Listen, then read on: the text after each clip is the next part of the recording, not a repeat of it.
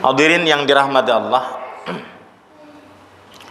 banyak kemaksiatan-kemaksiatan yang dilakukan oleh orang-orang termasuk kita semua yang tidak bisa ditinggalkan atau yang masih sulit untuk ditinggalkan, padahal sudah seharusnya kemaksiatan tersebut kita jauhi, ya. Kita jauhi, kita hindari. Ada maksiat tangan, maksiat kaki, maksiat mulut dan lain sebagainya, termasuk maksiat hati. Ya, maksiat hati itu dengki, iri, takabur dan lain sebagainya, itu maksiat hati. Dalam kitab Tankihul Qaul, dalam kitab Sulamut Taufik, ini banyak sekali maksiat-maksiat, dan diantaranya ada maksiat perut, ya.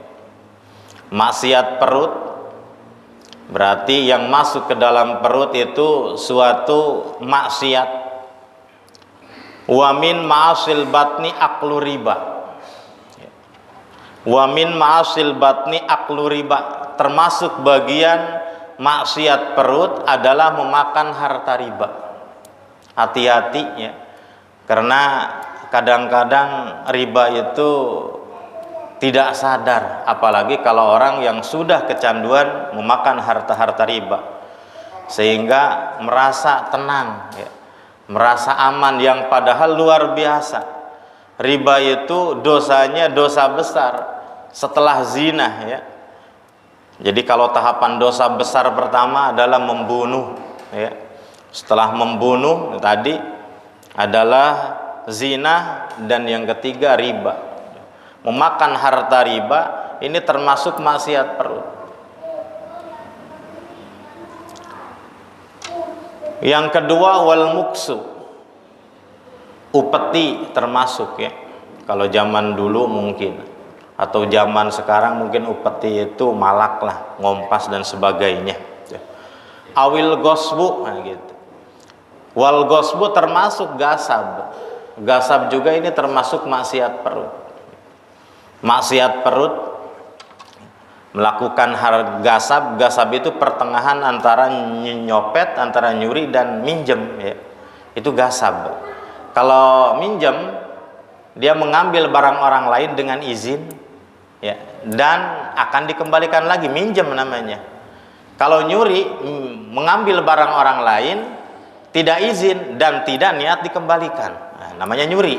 Gosab itu tengah-tengah, mengambil barang orang lain tanpa izin tapi dalam hati ada niat untuk mengembalikan, namanya gosab, ya. Termasuk gosab ini bagian dari maksiat. Maksiat perut, kalau umpama yang digasab itu barang-barang yang masuk ke dalam perut. Contoh lah, niat mengembalikan, nih ada barang nih saya makan dulu, nanti saya gantiin. Nah, seperti itu termasuk gosab tanpa izin, ya. Tanpa izin. Ada makanan, punya siapa, yang penting saya makan, nanti nanyain saya ganti lagi, padahal tadi beda, ya. Harusnya kan izin dulu, kalau minta-minta, kalau minjem-minjem nanti diganti dengan barang yang lain, ya. Di bagian gosab ini kan ada gosab pakaian, gosab kaki, gosab tangan. Kalau bagian kaki atau bagian gosab pergerakan tadi termasuk sendal, ya. Sendal, kalau pakai sendal orang lain itu termasuk gasab, bagian dari maksiat, Pak. Ya, kalau kaki yang menggerakkan untuk gasab berarti maksiat kaki atau gosab kaki tadi, ya, gosab kaki. Imbasnya banyak juga madorotnya kalau yang gasab, ya.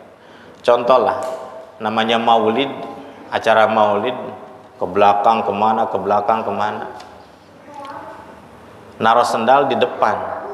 Naruh sendal di depan. Ketika ada kebutuhan, di sini ada sendal siapa? Ah, udah, gak bilang-bilang, pakai aja. Nah, itu namanya gosab, Pak. Gosab, mau ngambil di sebelah sana, mungkin ngambil apa, itu gosab. Tanpa bilang kepada yang punya, itu namanya gosab.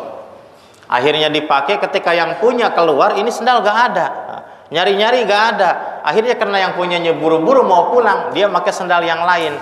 Imbasnya, satu orang yang melakukan gosab hilang semua, gitu. Ya. Ganti sendalnya tertukar ujung-ujungnya, yang punya sendal bagus, ini yang nyisa sendal jepit yang udah pada bolong lagi, ya, itu akibat gasab, Pak. Makanya gasab termasuk bagian dari maksiat. Wasyirqah termasuk bagian maksiat perut itu mencuri. Kalau mencuri ya jelas ya, mengambil barang orang lain tanpa izin dan tidak niat mengembalikan.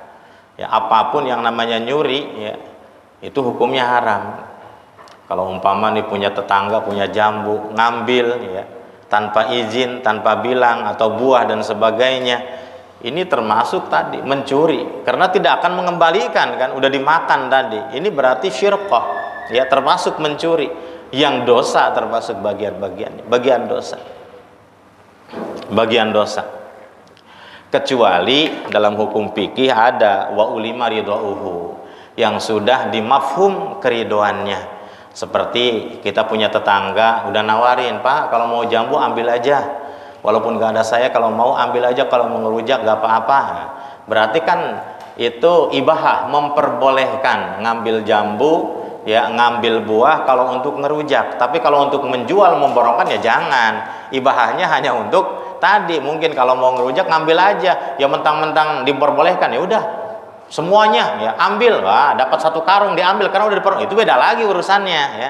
Tadi ibahahnya kan untuk mencicipi ya, boleh ambil aja kalau mau ya. Atau kadang-kadang kita petani, Mang minta timun ya untuk lalap 2. Kata yang punya, ya kalau mau timun silakanlah, kalau buat lalap ngambil, nggak apa-apa, saya nggak ada juga. Itu ibahah berarti ya. Ibahah ngambil secukupnya, tapi bukan untuk ngambil sebanyak-banyaknya, karena tadi yang punya mempersilahkan untuk mencicipi, bukan untuk bawa karung dibawa, udah dikasih nih bawa karung, akhirnya dibagi-bagiin dijual sama tetangga lah, itu jangan juga ya. Sifat ibahahnya mungkin hanya untuk mencicipi. Punya singkong banyak ya, nanam singkong, mau Ustaz kalau mau ngambil nih nggak apa-apa ya, kalau lewat ngambil aja kalau mau. Itu kan ibahah, hanya sedikit mungkin nyicipi 1, 2 hanya untuk makan ya. Itu wa ulima ridhauhu, meskipun tidak izin ya, kalau ada kata-kata awalnya seperti itu wa ulima ridhauhu, dimaklum keridhoannya, maka dalam urusan fikih, hukum fikih yaitu diperbolehkan. Tapi kalau tahu ini yang punya ini pelit, jangankan kita dikasih ya, minta aja nggak dikasih ya, oh, udah kesel nih saya ambil aja udah makan, ya jelas itu nyuri ya. Hukumnya ya dosa ya. Barang yang masuk ke dalam perut dari harta-harta yang haram ini, yang maksiat tadi, ini bisa mengakibatkan banyak efek sampingnya, ibadah malas ya, hanya yang terpikir maksiat dan maksiat. Wa kullu ma'khudun bi muamalati harama syar'u, dan setiap perkara yang diambil bi muamalatin haramah syar'u, dengan pekerjaan yang diharamkan oleh agama, apapun itu ya. Apapun itu berarti kalau yang diharamkan oleh agama, pekerjaan-pekerjaan wasilahnya ketika menjadi makanan, maka hukumnya haram ya, bukan mencuri saja ya, bukan mencuri saja. Wasyarbul khamri atau wasyurbul khamri termasuk maksiat perut ini, meminum minuman keras ya. Minuman keras atau barang yang memabukkan ya. Bukan minuman keras saja, tapi barang yang memabukkan ini termasuk. Kalau umpama yang kecubung ya, kemarin kecubung itu hukumnya haram.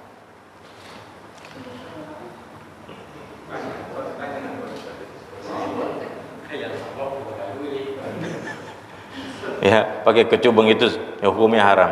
Wa minha termasuk maksiat perut juga aklu kulli muskirin, makan setiap yang memabukkan tadi.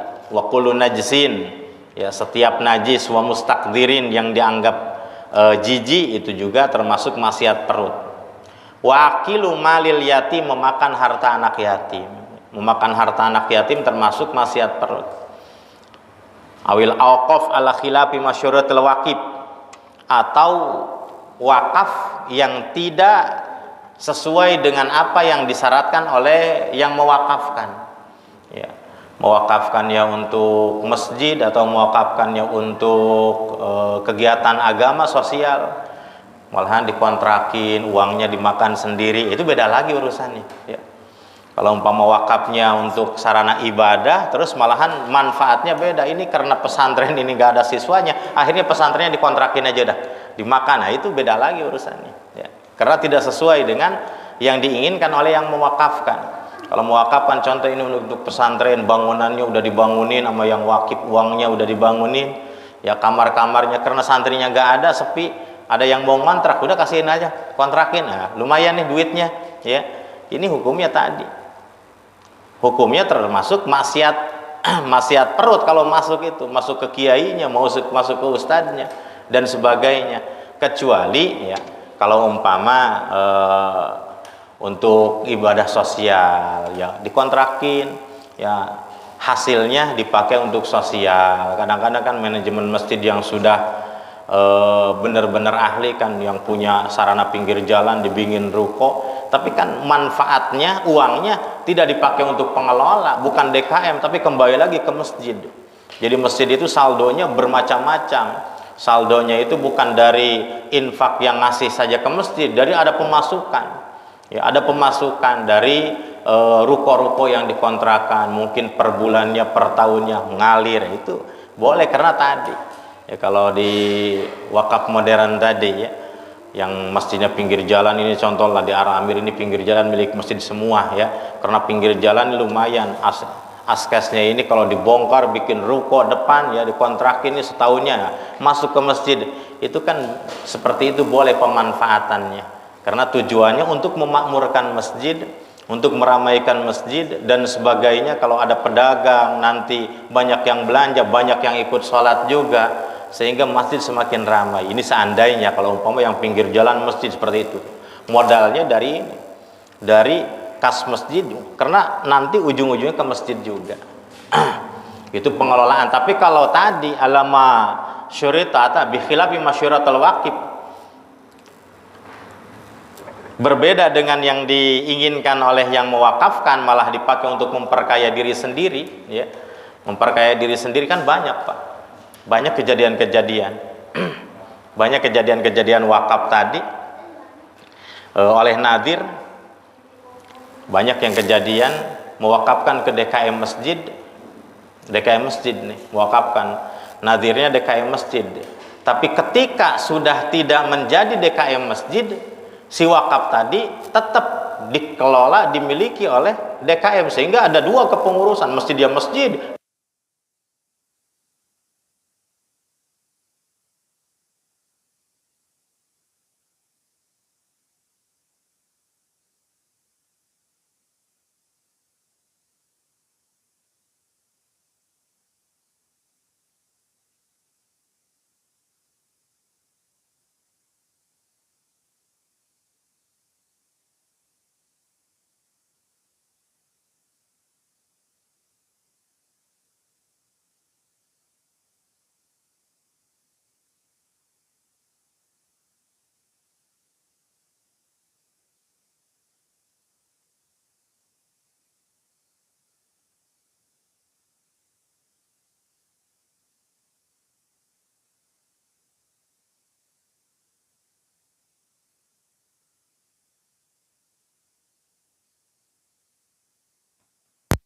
Kalau umpama ini untuk sekolah silahkan, yang penting untuk kemaslahatan namanya wakaf, silahkan untuk bangunan sekolah ya. Tapi kan dikomersilkan, kalau udah urusan sekolah jelas dikomersilkan, apalagi IT, yang namanya IT ya. Namanya IT kan jelas itu dikomersilkan. Wal ma'khud biwajhil haya, yang terakhir nih, yang kadang-kadang juga ini kalau yang apik banget nih kiai ini gak mau nih, yang terakhir nih, yang diambil biwajhil haya, dengan jalan malu ya. Dalam arti apa? Ngasihnya itu bukan niat ikhlas, ngasihnya karena malu. Contoh lagi nih, Pak Haji Anim sama Kang Ustaz Dodo soal ke kiai, Kang Ustaz Dodo udah nyiapin duit gitu, ya, udah nyiapin duit di amplop 100.000. Salaman, Kang Ustaz Dodo nih ngasih amplop ke kiai. Kata Haji Anim, lah saya nggak nyiapin, malu nih, gitu kan. Ini sama-sama guru kan, ke kiai ini sama-sama satu guru satu ilmu. Kang Ustaz Dodo ngambil, akhirnya nggak diamplopin, ambil nih Kak Janib. Ya, ngasihnya itu karena malu tadi. Maka kalau umpama tahu ngasihnya itu bukan karena ikhlas, karena malu, ngambil dari itu termasuk itu maksiat. Makanya di bab sulam mutafik ini kan benar-benar harus ikhlas atau harus halal. Itu yang ikhlas, yang benar-benar ikhlas. Kalau memberinya tadi bukan karena ikhlas, karena ada malu, berarti ngasihnya itu bukan ikhlas awalnya, karena malu nih teman yang ngasih, saya masa nggak ngasih, kayak gitu. Akhirnya kan ada, wah nyari nih, ini gak ada amplop juga, selamat. Maka kalau kiai yang sadar, yang Ustaz Dodo ini dimakan karena ikhlas, yang ini dipisahin, ini mah kayaknya gak ikhlas nih, gak ada amplop ini, karena malu lah gitu. Ini termasuk. Jadi kalau ngasih, apalagi kalau ngasih suap dan sebagainya, itu termasuk maksiat. Ini yang ngasih aja udah ngasih gitu kan, tapi dalam hatinya bukan karena niat emang awalnya mau ngasih itu karena rasa malu, ini termasuk maksiat. Apalagi kalau ngasihnya terpaksa, ya.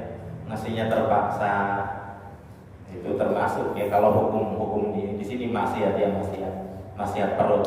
Tapi kalau hukum fikih ya namanya dikasih halal ya. Kalau namanya halal, tapi tadi untuk kemurniannya, kalau orang yang benar-benar luar biasa, ya, benar-benar luar biasa ingin memakan yang benar-benar sempurna halalnya, yang kira-kira ragu ya dipisahin lah, ya nggak dimakan berarti ini mau beda lagi, ini untuk apa mungkin, yang dimakan benar-benar untuk ikhlas. Itu dalam maksiat Pak. Untuk orang menuju derajat yang lebih tinggi lagi ya. Derajat yang lebih tinggi lagi, termasuk Syekh Hatim Al-Asham. Ini luar biasa yang sering saya bahas cerita. Hatim Al-Asham dia menjadi wali karena ibadahnya, tapi dia terkenal nama Al-Asham itu karena menyembunyikan aib orang lain, menyembunyikan rasa malu orang lain. Ini diangkat derajatnya. Orang yang mampu menyembunyikan rasa malu orang lain, ya, aib orang lain, oleh Allah diangkat derajatnya. Ini Syekh Hatim Al-Asham yang pura-pura budak yang padahal kan normal ya. Pura-pura budak padahal normal ketika ada perempuan belanja ya. Namanya kiai, tetap kasab, usaha dagang ya. Assalamualaikum Pak, beli cabai. Pura-pura budak, dan pura-pura budak itu ketika bertemu dengan perempuan tadi, ya besok-besoknya budak lagi ketika bertemu perempuan tadi. Ya kalau ketemu yang lain mungkin enggak, tapi ketika ada perempuan tadi ya tetap ya, budak. Sehingga benar ya, kentut saya yang kentut di depan kiai ini berarti gak kedengeran. Kenapa? Karena dia budak. Akhirnya perempuan tadi yang awalnya bukannya udah merah ya, merasa malu karena kentut di depan kiai ya, depan ulama, ternyata gak dengar. Akhirnya rasa malunya hilang, dia gembira lagi, maka mendapat gelar Hatim Al-Asham. Hatim Al-Asham, Al-Asham itu yang budak ya. Hatim yang budak itu gitu. Padahal pura-pura dia normal, cuma untuk menyembunyikan rasa malu tadi si perempuan, dia pura-pura budak. Dan bukan hanya itu saja, terus ketika ketemu sama perempuan tadi ya budak lagi, gitu. Ada belanja besoknya ya pura-pura budak lagi. Itu Hatim Al-Asham luar biasa. Ya, dalam satu makalahnya dia mengatakan al-ajalatu minas syaitan, tergesa-gesa itu datangnya dari setan, kecuali 5 perkara yang sunnah disegerakan ya, jangan ditunda-tunda. Yang pertama it'amu dhaif ya, menjamu tamu, itu yang harus disegerakan, jangan ditunda-tunda. Kalau ada tamu masuk ke rumah kita idza nazala, maka jamu tamu tersebut. Jangan nunggu tamu minta minum ya, minta minum duluan. Udah ngobrol 1 jam, Pak ada air gak sih? Saya haus Pak. Masya Allah, diajak ngobrol setengah jam, 1 jam ya, 1 jam tamu minta, itu jangan, harus disegerakan. Jadi pertama datang kasih minum, kalau ada makanan kasih makan, segera. Kenapa? Karena tamu itu membawa keberkahan. Rumah yang banyak tamunya, insya Allah rumah itu penuh dengan keberkahan. Makanya para pejabat, orang kaya banyak tamunya, yang mau nongkrong di rumahnya, yang suka ngopi, yang suka ngobrol, itu berkah rumahnya. Kalau rumah yang sering didatangi tamu itu kan baik tetangga sendiri maupun orang lain yang jauh yang dekat, namanya tamu kan. Jadi rumah yang sering dipakai nongkrong, ya, pakai ngobrol, ya ngobrol mungkin ngobrol kebaikan, dan sering pakai ngopi, itu rumah penuh dengan keberkahan, penuh dengan keberkahan. Karena dalam satu hadis Rasulullah, inna dhaifa idza dakhala ala akhil muslim dakhala alfa barakati. Tamu ketika masuk ke rumah saudara yang muslim, maka masuk 1000 keberkahan. Wa alfa rahmatin, masuk ke rumah tersebut 1000 rahmat. Wa ghafara dzunuba ahli dzalikal bait, dan diampuni oleh Allah dosa-dosa penghuni rumah. Sanaja walaupun ya bukan sanaja, walaupun dosanya banyak. Sanaja gitu. Walaupun dosanya banyak diampuni. Karena tadi diberkati dhaif dengan keberkahan tamu. Makanya kalau Nabi Ibrahim kan malahan tamu itu diundang, ayo masuk ke rumah, ayo masuk ke rumah. Ya. Karena tadi banyak keberkahan. Makanya berbahagia bagi orang yang banyak dan datang tamu. Minimal ya tadi air putih apa. Karena menjamu tamu dengan apa yang tidak memberatkan yang punya rumah. Adanya air putih ya silakan air putih. Adanya kue ya kue, jangan sampai berhutang. Berhutang dilarang ya. Berhutang dilarang, ujung-ujungnya tamu hilang, hutang datang, gitu jangan ya. Yang ada saja, adanya air putih ya. Adanya air aqua, nggak ada air keran, kasih tamu nggak tahu dikasih air keran. Nanya dulu, ini air apa? Nggak mungkin minum aja gitu kan, padahal air keran. Ya karena air tamunya nggak ada air keran, tamu nggak ada, gitu kan. Karena sugesti nggak minum air keran, kalau udah yakin ini dikasih oleh yang punya rumah diminum aman sehat kan, gitu kan sugestinya. Nah, kopi. Ada orang yang ngopi, itu tamu kalau mau ngopi. Dan kalau makan yang dimakan oleh tamu ya 1 suap, 2 suap, ini mendapat pahala haji mabrur atau umroh mabrur. Ya umroh mabrur. Umroh yang diterima, haji yang mabrur kan susah. Ya udah berikan kita ikhlas menjamu tamu. 1 suap yang dimakan, roti yang dimakan tamu mendapat pahala haji mabrur, haji yang diterima oleh Allah, keberkahan tamu. Yang kedua kata Syekh Hatim Al-Atom yang harus disegerakan adalah membayar hutang. Idza wajaba. Membayar hutang ketika sudah wajib, ini wajib. Emang ada hutang yang belum wajib? Ada. Dalam arti kan ada tempo, ya, ada tempo. Seperti kamu Ustaz Dodo contoh pinjam kepada saya, Ustaz, saya pinjam duit 5 juta. 5 juta. Insya Allah dibayar tanggal 1 Oktober. Berarti kan sekitar 25 hari lagi, 3 hari lagi dari sekarang, 22 hari lagi. Berarti ketika tanggal 20 itu kan belum wajib. Utang mau wajib dibayar, tapi kan belum jatuh tempo, ya. Belum jatuh tempo. Ketika sudah tanggal 1, segerakan ada uangnya pagi, antarkan uang tersebut pagi, jangan nunggu malam, karena siapa tahu kalau nunggu malam uangnya udah dipakai lagi, akhirnya nggak bisa bayar, gitu. Nggak bisa bayar. Segerakan ada uangnya pagi, subuh, ya udah antarkan subuh, jangan ditunda dulu nanti bayar utangnya malam. Beda lagi urusannya kalau malam. Uang yang 5 juta ada, ya sampai malam. Akhirnya ada yang mau ngejual motor murah 5 juta, beli motor akhirnya, utang ditunda lagi, dosa. Ya. Jadi segerakan membayar utang ketika sudah wajib. Ketika sudah wajib, maka dalam proses pembayaran utang ini, ya, karena sudah wajib ketika tidak dibayar, ya, konsekuensinya orang sudah tidak percaya lagi. Jangankan telat 1 bulan, Pak, Bapak telat 1 hari dari janji, bulan depan Bapak mau minjem lagi kepada teman yang tadi nggak dikasih. Dulu aja janji tanggal 1 dibayar tanggal 5, sekarang mau minjem lagi, udah enggak gitu kan. Padahal dibayar cuma telat, tapi kepercayaan akan hilang.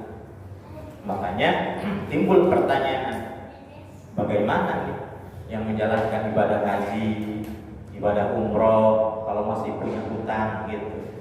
Masih punya utang, lebih baik bayar utang dulu apa berangkat umroh dulu gitu kan. Punya utang 10 juta terus mau berangkat umroh, ya bayar utang dulu apa umroh dulu? Kalau memang utangnya belum wajib, ya boleh berangkat umroh. Ya. Kalau utangnya belum wajib, seperti tadi, ya si A atau Ustaz Dodo pinjam ke saya janji bulan Oktober tanggal 1. Ternyata tanggal 20 ini Ustaz Dodo berangkat umroh.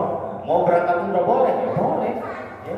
Karena apa? Bayar utangnya kan tanggal 1, berangkatnya tanggal 20. Belum ada kewajiban untuk bayar utang, dalam arti tadi belum jatuh tempo. Karena jatuh temponya tanggal 1, berangkatnya tanggal 20, itu boleh. Ya. Tidak haram, boleh berangkat umroh. Ya. Tapi kalau umpama jatuh tempo tanggal 1, harusnya bayar utang kepada saya, berangkat tanggal 2, tanggal 3, tanggal 4, ini gak boleh. Maka berangkat umroh tadi tidak baik, menjurus ke urusan haram tadi. Urusan haram karena berbenturan antara wajib dengan sunnah. Ya kalau umroh yang dilaksanakan kan kewajiban, ada umroh yang wajib ya 1 kali seumur hidup. Kalau umpama ini kan umroh sunnah, ya umroh sunnah karena bukan di bulan Dzulhijjah, maksudnya umroh sunnah. Umroh sunnah, terus membayar utang wajib, berbenturan antara wajib dengan sunnah, jelas yang menang wajib bayar utang terlebih dahulu, biar umrohnya tertunda nanti. Ya.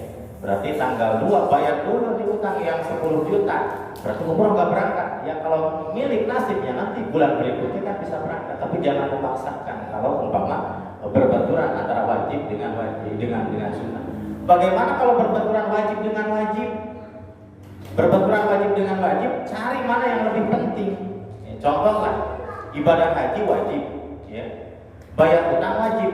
Ya, berbenturan idza ta'arada bainal maslahat wal mafsadat riya ahmuhuma. Atau idza ta'arada bainal maslahataini riya ahmuhuma. Ketika berbenturan dua kebaikan, membayar utang baik, ibadah haji baik, dan dua-duanya wajib, maka dilihat mana yang lebih penting. Bulan haji ini ingin berangkat haji, ya wajib sih berangkat haji. Tapi ada kewajiban membayar utang. Lebih baik membayar utang dulu, hajinya gak jadi, gak berangkat itu udah tahun depan. Kan banyak yang gak bisa pelunasan itu udah tahun depan. Berarti tahun ini lunasin dulu. Ya. Karena dua-duanya wajib, tapi mana yang lebih penting? Yang lebih penting tadi urusan dengan manusia dulu, utang piutang. Kalau ibadah haji kan urusan dengan Allah. Allah Maha Pemurah, Maha Pengasih gitu kan. Ditunda tahun depan tidak mungkin marah Allah. Tapi kalau umpama orang ditunda tahun depan, ibadah haji bisa, tapi utang gak dibayar, nah itu beda lagi urusan kita. Makanya disegerakan. Kata Syekh Hatim Al-Ashar, segerakan bayar utang, jangan menunggu ditagih ketika sudah jatuh tempo. Hadirin yang dirahmati Allah, kita simpulkan bahasan kali ini ya tentang maksiat-maksiat perut yang harus kita jauhi, termasuk upeti, maksa, ya riba dan lain sebagainya. Karena riba sekarang sudah merajalela, yang kadang-kadang bujukan-bujukan dari tetangga, bujukan dari teman, yuk kita pinjol, gitu. Itu termasuk riba kan, pinjol, kita bank emok dan lain sebagainya. Ini termasuk riba yang harus kita jauhi.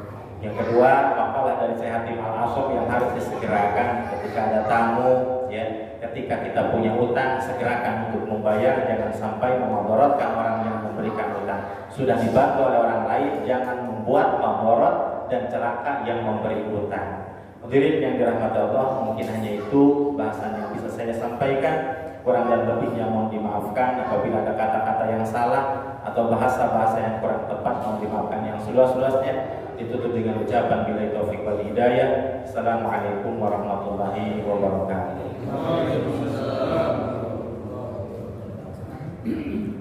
Allahumma shalli ala sayyidina wa habibina syafi'ina karimina ilana Muhammad as-sallim radallahu tabaraka wa ta'ala kulli sahabat rasulillah ajma'in amin.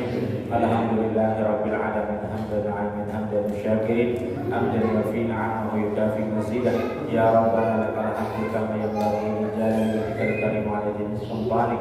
Subhanaka la nuhsi sana'an 'alaika kama asnaita 'ala nafsika falakal hamdu hatta tarda wa lakal hamdu idza radita lakal hamdu ba'da ridha. Allahumma shalli wa sallim ala sayyidina Muhammadin fil awwalin, shalli wa sallim ala sayyidina Muhammadin fil akhirin, shalli wa sallim hatta salam Allahu alaihi wa sallam. Allahumma ya muyassir kulli 'asir wa ya jabir kulli kasir wa ya sahib kulli farid wa ويا مغني كل فقير ويا مقوي كل ضعيف ويا مأمن كل مخيف يسر علينا كل العاسر فتيسر العاسر عليك يسر اللهم يا من لا يحتاج إلى البين وتفسير حاجتنا لك كثير وأنت عليم به البصير اللهم يا ميسر يسر ولا مدبر دبر ويا مسهل سهل سهل على كل عاسر بجيك شيء نذير اللهم طهر أمورنا وصحح جسدنا ونبر قلوبنا ووسع رزقنا إلى الخير قربنا عن سيئ حبنا واقضي هوائجنا في الدين والدنيا الآخرة واختم لنا بالإيمان واختم لنا بالإسلام واختم لنا بحسن الخاتمة ولا تختم لنا بسوء الخاتمة إنك على كل شيء قدير اللهم لك الحمد لك المشتكى وأنت المستعان ولا حول ولا قوة إلا بالله العلي العظيم ربنا آتنا في الدنيا حسنة وفي الآخرة حسنة وقنا عذاب النار بفضل سبحان ربك رب العزة عما يصفون وسلام على المرسلين الحمد لله رب العالمين. الفاتحة. أعوذ بالله من الشيطان